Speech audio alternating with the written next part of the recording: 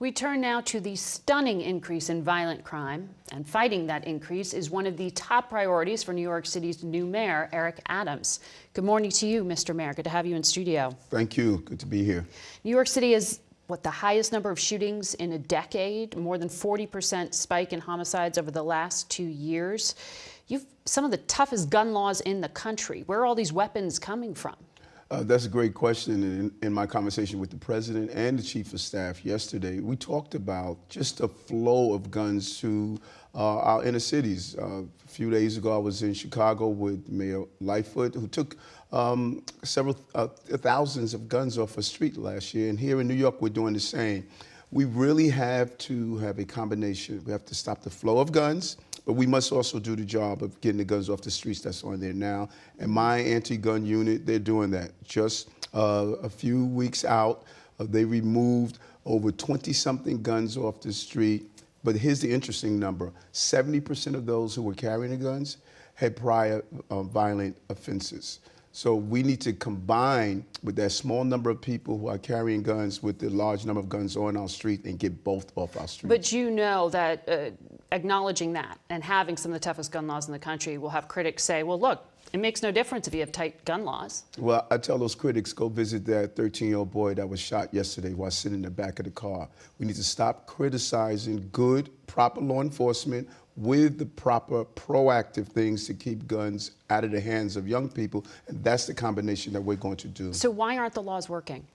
For a number of reasons. We have a small number of gun dealers that are just skating the law. We're dealing with a problem with ghost guns.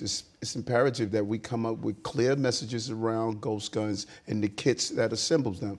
And I believe Washington is going to do that. Then we need to put money into the ATF so they can do the proper information sharing, so we can identify the flow of guns in the inner cities. And that is what we're doing in New York with our combined efforts of all law enforcement agencies. It sounds like you're expecting more executive actions or orders from the president to do this, because none of it's going to get through Congress. Well, it's a combination. I think executive orders are crucial, but while we're waiting for the president and the White House to continue to do the good things they're doing, I have to do the things we must do on the ground in New York City, and that's what we're doing. My officers are stepping up with quality of life issues, and we're zeroing in on dangerous gangs and zeroing in on those who are trigger pullers and carrying guns. I want to ask you about that. You called it quality of life. It's quality of life enforcement.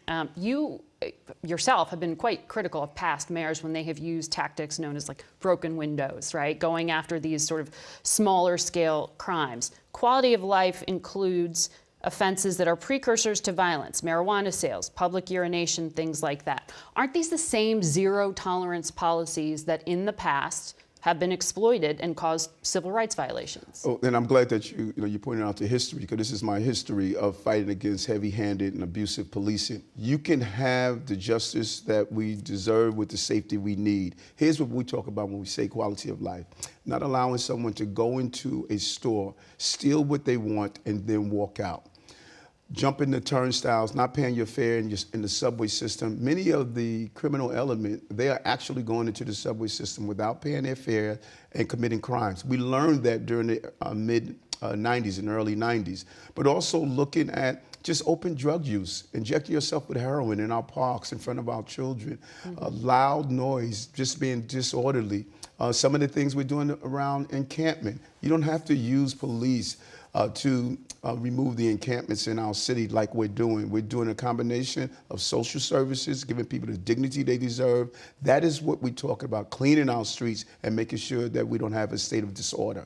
But all of what you're laying out, no one's for those things, but they're concerned that this is just dressing back up the broken windows theory, that you're doing the same things but relabeling it. Well, I think that it's important for people to say, well, let's look at who's implementing the proper use of dealing with quality of life. Eric Adams. I was the leading voice that testified in federal court about the overuse of police tactics. Now I'm in charge of that police department, and I know how we can run a police department with a great police commissioner, Commissioner Sewell, where we're going to make sure we don't have disorder in our city, where we're going to lawfully show people that this is a city where the quality of life is important. But you have said things like you won't tolerate bystanders being on top of police officers to film their activities. Isn't the public reporting eyewitness accounts like this exactly what has stopped or at least laid bare violations such as the killing of George Floyd? Isn't that kind of public reporting important? Right, and let me tell you what I've done throughout my years. I've done something called What to Do with Stop by the Police, how to film police, how to do it properly. Nothing is more dangerous than if a police officer is fighting with someone that has a gun and you have a person standing over him taping that interaction. That is extremely dangerous. That officer is not aware of who's behind him. Many days that I fought with individuals who were carrying weapons or knives, and I've had people stand over me with a camera. That is extremely dangerous because you don't know what you have. So what we're saying to New Yorkers, film. Eric Gardner case, the young man filmed a safe distance away. He did not interrupt or interfere. That is how you film. You don't do it that endangers yourself or that police officer who's taking action. Mr. Mayor, thank you for your time today. Thank you. Good seeing you. We'll be right back.